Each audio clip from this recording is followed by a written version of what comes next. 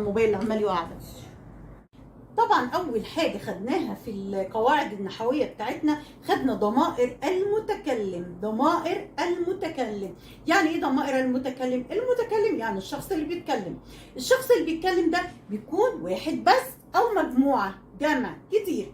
لو شخص واحد بس هيتكلم عن نفسه يقول ايه؟ لما يجي يتكلم هيقول انا، هيقول انا. يبقى اول ضمير من ضمائر المتكلم هو انا، وانا ده للمفرد سواء بقى مذكر او مؤنث بيبقى انا. يبقى اول حاجه من ضمائر المتكلم هي انا، ولازم احفظ اسم دول ايه. يعني انا ممكن تقول ايه؟ انا ونحن. طب انا ونحن دول ضمائر ايه يا حبيبي؟ ما اعرفش. ضمائر ايه يا حبيبتي؟ ما اعرفش. لازم احفظ اسمهم انهم اسمهم ضمائر المتكلم. طب ضمائر المتكلم لو واحد بس بيتكلم هيقول انا. طب لو كتير بيتكلموا هيقولوا ايه؟ هيقولوا نحن. هيقولوا ايه؟ نحن. احاول اشرح لكم بمنتهى البساطه عشان نبقى فاهمين كويس. يبقى ضمائر المتكلم انا للمفرد، نحن للجمع. يبقى انا ونحن اسمهم ايه؟ اسمهم ضمائر المتكلم. انا ونحن اسمهم ايه؟ ضمائر المتكلم. انا تلميذ. طيب لو نحن هنقول ايه؟ نحن تلاميذ. نحن تلاميذ. يبقى ماما تكتب لنا في نص الكراسه كده ضمائر المتكلم، وهنكتب كلمه انا وكلمه نحن، ونجيب كلمات عليها كتير، ونشوف اشطر واحد واشطر بنت واشطر ولد اللي هيجيبوا جمل كتيره على انا ونحن واسمهم ايه؟ ضمائر المتكلم. انا ونحن ضمائر المتكلم. تمام؟ يبقى ضمائر المتكلم انا للمفرد، نحن للجمع. ادي اول حاجه. طيب عندنا تاني حاجه هي ايه؟ عندنا تاني حاجه ضمائر المخاطب. ضمائر المخاطب، شايفين من اسمها مخاطب. مخاطب يعني شخص بكلمه، انا اللي هكلمه. تمام؟ انتوا خدتوا السنه اللي فاتت للمفرد بس، خدنا للمذكر انت، اسمها ضمائر المخاطب. لازم احفظ اسمهم. عندي انت، ولازم احط فتحه على التاء. انت دي للمفرد المذكر، للمفرد المذكر. وعندي الثانيه انتي، ولازم احط الكسره تحت التاء. انتي للمفرده المؤنثه، للمفرده المؤنثه. تمام؟ يبقى اسمهم ضمائر الايه؟ المخاطب. الشخص اللي قدامي بخاطبه، بكلمه. السنه اللي فاتت خدته للمفرد بس، في بعض المدارس الخاصه بتزود شويه. تمام؟ جميل، مفيش مشكله. بس كده كده احنا السنه دي هنشرح بقى الباقي بتاعهم. انتوا خدتوا للمفرد بس، السنه الثانيه ده اللي كان مقرر عليكم انت وانتي. انت وانتي. يبقى لو بكلم ولد هقول له انت. طب لو بكلم بنت هقول لها انتي. لو بكلم ولد هقول له انت، التاء عليها فتحه. لو بكلم بنت هقول لها انتي، التاء تحتها كسره. طب انت وانتي دول اسمهم ضمائر الايه؟ المخاطب. المخاطب شخص قدامي بخاطبه، يعني بكلمه. يبقى لما يقول لك في القطعه ضع ضمير مخاطب، يبقى انت عارف ان انت هتحط انت وانتي. طب لو في السؤال قال لي ضع ضمير متكلم، ضمير متكلم، يبقى انا او نحن. يبقى لازم نعرف ولادنا كويس قوي اسم الضمائر ده ايه، اسم ده المجموعه دي اسمها ايه، لان دي خطا بيقع فيه كتير قوي من الولاد والبنات. يبقى دي علشان مراجعه، مش هنشرح كل حاجه بالتفصيل قوي. اللي عايز شرح الحاجات دي لاني بشرحها في فيديوهات سنه تانية. طيب هنا انتوا بقى تعملوا جمله على انت وعلى انتي. انت تلميذ، انت تلميذه، انت طبيب ماهر، انت طبيبه ماهره، انت معلم ماهر، انت معلمه ماهره. نعمل بقى جمل كثيره جدا جدا على انت وانتي، وهنكتب برضو فوقيهم كده ونسميهم انهم ضمائر الايه؟ المخاطب. ضمائر المخاطب انت للمفرد المذكر، انتي للمفردة المؤنثة. يبقى دي تاني حاجة من المراجعة بتاعتنا النهاردة من الضمائر اللي انتم اخدتوها. تعالوا نمسح ده ونشوف هناخد ايه تاني. مراجعة. خدتوا انتوا السنة اللي فاتت اسلوب النهي، خدتوا اسلوب الايه؟ النهي، اسلوب النهي.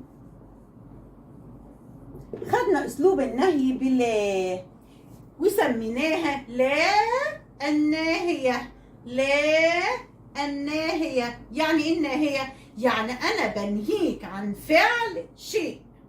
لا الناهية او اسلوب النهي ده بستخدمه امتى؟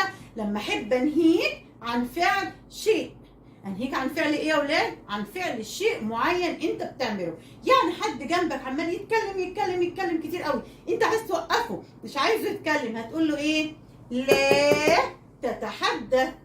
لا تتحدث. لا تتحدث يعني ما تتكلمش كتير. تمام؟ طب حد قاعد يرغي برضو، قاعد مثلا بيكتب على الحيطه، او انت متضايق انه بيكتب او بيشخبط على الحيطه او بيرسم على الحيطه، تقول له ايه؟ لا تكتب على الجدران. لا تكتب على الجدران. طيب قولوا لي انت بقى، خلي ماما تقعد تقول لكم انهي كذا عن كذا، انهي كذا عن كذا، وخلي استخدم انت اسلوب النهي او انت اسلوب النهي مع ماما كتير جدا جدا في حاجات البيت العاديه. يعني مثلا ايه؟ حد بيضرب قطه، هنقول له ايه؟ لا تضرب القطه. تمام؟ حد مثلا بيشرب المياه الغازيه اللي هي البيبسي بقى، الحاجات المضره دي، هتقول له ايه؟ لا تشرب المياه الغازيه. تمام؟ ايه تاني؟ هنقول مثلا لا ايه تاني؟ حد عمال يرمي بقى القمامه في الارض، هتقول له ايه؟ لا تلقي القمامه على الارض. تمام؟ طب احنا استشفينا ايه؟ اسلوب النهي ده ليه تكوين يا ولاد، يعني مش حاجه كده وخلاص او اكتبها كده وخلاص. امال اسلوب النهي ده بيتكون من ايه؟ عشان اكتب اسلوب نهي صحيح وبنهي فيه حد عن حاجه، بعمل ايه؟ بيبدا بلا الناهيه، يبقى لازم اسلوب النهي يبدا بلا الناهيه زائد فعل مضارع. طبعا احنا خدنا برضو الافعال وانواعها وهشرحها لكم في الحصه الجايه ان شاء الله. يبقى لا يجي بعديها على طول فعل مضارع، وغالبا الفعل المضارع ده معظم الاوقات بيبدا بتاء. لا تشرب، لا تاكل، لا ترسم، لا تضرب، لا تنام، لا بصوا كلها تا سواء بكلم ولد او بكلم بنت. فاسلوب النهي دايما هتلاقوه بيبدا بلا بعدها فعل مضارع على طول، لان انا بنهي فعل مضارع ده. الفعل المضارع ده اللي هو الحاجه لسه بتحصل، لسه عماله ايه؟ بتحصل، فانت عمال بتعمل حاجه، فطبيعي انا هنهيك. اسلوب النهي بتاعي استخدم فيه الفعل المضارع لان لسه الحدث شغال، لسه الحدث ايه؟ شغال. فدايما بيبقى لا بعدها فعل مضارع، وفعل المضارع ده معظمه او غالبا في كل الجمل هتلاقوه بيبدا بتاء. هو الفعل المضارع المفروض بيبدا بايه تاني؟ مين الشاطر اللي هيقول لي ازاي اعرف ان الفعل ده فعل مضارع لو انا مش قادر افهم الفعل؟ فعل المضارع بيبدا بايه؟ الف او تاء او ياء او نون. لو جمعناهم مع بعض هيدوني كلمه انيت. انيت، انايت. يبقى الفعل لو اوله الف او نون او ياء او تاء يبقى ده فعل مضارع على طول. يعني ايه مضارع؟ يعني لسه شغال وبيحصل. تكتب، لسه عماله بتكتب. نرسم، لسه عمالين بنرسم. اكتب، لسه عمال بكتب. يشرب، لسه عمال بيشرب. يبقى الفعل المضارع معناه ان حدث لسه مستمر، حدث لسه مستمر وبيحدث دلوقتي قدامنا. وايه علامه الفعل المضارع كمان؟ انه بيبدا بالف او نون او ياء او تاء. الف او نون او ياء او تاء، نشبكهم في بعض كده تديني كلمه انيتو علشان ما تنسوهاش. يبقى اسلوب النهي بيبدا اولا بلا، ثانيا بفعل مضارع، والفعل المضارع بتاعنا على طول صاحبها اللي بيجي معانا دايما بيبدا بايه؟ بتاء. كونوا لي بقى جمل كتيره فيها اسلوب نهي، وده هيبقى من ضمن الواجب برضو. خدوا بالكم وبسرعه عشان يومين ثلاثه هنزل لكم الحصه الثانيه باذن الله. دي مراجعه على السنه اللي فاتت عشان مهمه قوي قبل ما ندخل في الجديد. تمام؟ طيب هنراجع ايه تاني مع بعض؟ حاجه خفيفه بقى كده عشان الحصه الجايه نبدا في النحو على طول. الحصه دي هنبدا مراجعات خفيفه، والحصه الثانيه هناخد حاجه من القديم مع حاجه من الجديد، تمام؟ عشان ما اضيعش عليكم الوقت، ونكون جبنا الكتب كلنا. اللي حابب يجيب تأسيس السليم يجيب، اللي حابب يجيب سلاح التلميذ وعنده سلاح التلميذ يجيب، مفيش اي مشكله، تمام؟ هناخد النهارده وافكركم كده باللام الشمسيه واللام القمريه. مين بيعرف يطلع لام شمسيه ولام قمريه من القطعه؟ دايما دلوقتي خلاص احنا كبرنا بقى، يجي لنا فقره كبيره كده وهنكتب فيها، هنطلع منها نستخرج منها اللام الشمسيه واللام القمريه. كتير قوي من اصحابي بيتلخبطوا في اللام الشمسيه واللام القمريه. هقولها لكم بسرعه كده بطريقه سهله قوي قوي قوي. طبعا في المدرسه قالوا لكم اللام الشمسيه الحرف اللي وراها بعد الالف واللام بيبقى الحرف عليه شده، واللام القمريه بعد الالف واللام الحرف اللي بعديهم بيبقى عليه سكون. طب افرضوا القطعه جات لي مش متشكله، ما عليهاش تشكيل، وانا في نطقي مش قادر احدد الحرف ده شده ولا سكون، لان انتوا لسه صغيرين برضو مش تقدروا تحددوهم قوي. في لعبه حلوه قوي هنعملها هتخليني اعرف اللام الشمسيه من اللام القمريه بمنتهى السهوله من غير ما يبقى في تشكيل. هو صح ان انا اعرف ان اللام الشمسيه طبعا لازم كلنا نبقى عارفين اللام الشمسيه ايه؟ تكتب ولا تنطق، تكتب ولا تنطق. واول ما يقول لك استخرج من القطعه او من الفقره لام شمسيه ولام قمريه، لازم عيني تيجي على الكلمات اللي اولها اللي اولها الف ولام. تمام؟ هو بيقول لك طلع لام شمسيه، طلع لام قمريه، يبقى لازم يكون الكلمه فيها لام وقبلها الف برضو. يبقى اول ما يقول لي كده هبص على الكلمه اللي اولها الف ولام، كده اقدر اطلع الشمسيه والقمريه. طيب الشمسيه هنحفظ هنحفظ حروف اللام الشمسيه، واللي بعديهم اللي غيرهم بقى تبقى لام قمريه. انتوا احفظوا اللام الشمسيه بس، تمام؟ حروف اللام الشمسيه 14 حرف، لو واحد فيهم جه بعد الالف واللام على طول تبقى دي لام شمسيه من غير ما اتعب نفسي ولا افكر في اي حاجه. طب لو جه حرف غيرهم تبقى دي لام قمريه اللي هي تكتب وتنطق، تكتب وتنطق. لكن اللام الشمسيه تكتب ولا تنطق، تكتب ولا تنطق. طب ايه هي حروف اللام الشمسيه المشهورين؟ علشان انا بعلمكم بالطريقه السهله دي يا اولاد، عشان دايما في الامتحانات القطعه مش بتيجي متشكله، فهيبقى صعب عليكم تخرجوا اللام الشمسيه واللام القمريه. اللام الشمسيه طبيعي الحرف اللي بعديها بيبقى عليه شده، شده بقى وفتحه، شده وكسره، شده وضمه. اللام القمريه بتبقى الالف واللام الحرف اللي بعديه عليه سكون، بيبقى حرف ساكن، اتفقنا؟ طب الطريقه السهله ايه بقى؟ ان انا احفظ ال 14 حرف. تعالوا معايا نحفظ ال 14 حرف بمنتهى السهوله. حروف اللام الشمسيه الاخوات بقى كلهم: التاء والثاء، الدال والذال، الراء والزاي، السين والشين، الصاد والضاد، الطاء والظاء، واللام ملهاش اخت، يعني هم كلهم لهم اخوات واقفين جنبهم، واللام تبقى زعلانه كده ملهاش اخت تقف جنبها.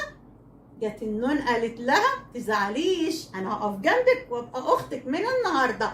يبقى اللام والنون، النون قالت لها ما تزعليش خالص انا هقف جنبك. يبقى دول ال 14 حرف بتوع اللام الشمسيه. اي واحده فيهم جت هنا اهو بعد الالف واللام تبقى خلت اللام دي لام شمسيه، اي واحده من ال 14 دول. طب اي حاجه مش موجوده هنا جت وقفت هنا تبقى دي لام قمريه. زي ايه اللي مش موجود هنا؟ فكروا لي كده. الالف مش موجوده، ايه تاني؟ الفاء والقاف، ها ايه تاني؟ العين والغين، ها ايه تاني؟ الهاء والواو مش واقفين هنا، ايه تاني؟ الياء مش واقفه هنا. يبقى انتوا هتحفظوا بتوع اللام الشمسيه بس عشان حفظهم سهل جدا، بعد كده غيرهم يبقى قمريه. يلا اخر حاجه نقولهم: التاء والثاء، الدال والذال، الراء والزاي، السين والشين، الصاد والضاد، الطاء والظاء، اللام والنون. اقعدوا كرروهم كتير واكتبوهم عندكم في الكراسه عشان تسمعهم لماما حروف اللام الشمسيه، حروف اللام الشمسيه. خلاص هتيجي هنا تبقى تخليها لام شمسيه. اكتبوا لي كلمات كتيره فيها لام شمسيه وكلمات كتيره فيها لام قمريه. نعمل جدول كده نكتب اللام الشمسيه، اللام القمريه. اكتبوا لي كلمات تحت اللام الشمسيه كتيره فيها لام، كلمات فيها لام شمسيه، وهنا كلمات فيها لام قمريه. يعني قدامي التاء دي لو قلت ايه؟ التاج، التاج. بص انا نطقتها ازاي؟ التاج، اللام ما اتنطقتش. طب الشين الشارع، الشارع، اللام اتنطقتش. طب تعالوا نحط حرف مش هنا، القلم، القلم، هنا في قاف. بصوا لساني لوحده بينطق ال عشان دي لام قمريه لازم تتنطق. مش عايز اطول عليكم في اول حصه. اكتبوا لي بقى الواجب اللي انا قلت عليه كله، واللي يكتب الواجب بسرعه. شوف من اول واحد هيكتب لي تحت الفيديو انا خلصت الواجب يا ميس وانا اسمي ثنائي، وتكتبوا الاسم ثنائي ان شاء الله. اتمنى لكم التوفيق، وانتظروني في الحصه الجايه ان شاء الله، تبقى الحصه الثانيه ان شاء الله بعد ما تعملوا الواجب باذن الله. السلام عليكم.